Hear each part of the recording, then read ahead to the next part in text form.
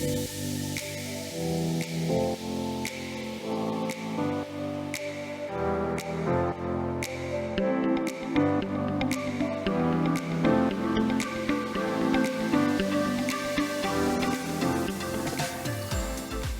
are now in the trainings room in our customer center, and today I'm here with Lars. Lars, can you explain what this room is for? So what can customers do here? So we have two main purposes. This room is for internal trainings. So in case we have a new machine or we have a new service technician, he can come here and he receives his training. And the second purpose is for customer training. So we have some customers that are really interested in the machines and how they work.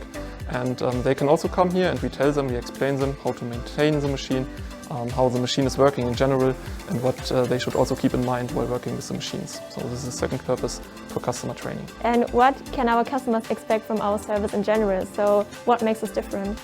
First of all, we have technicians all over the world. This means that they are really close to the customer. So in case of a machine breakdown, they can come to customer site really quick and solve the problem. And second, our technicians are also well trained and they have a lot of experience in the sorting industry. So they know a lot about our machines and they are usually in the condition to get them running quite fast after failure or after breakdown. Really nice. Thank you for your time. You're welcome.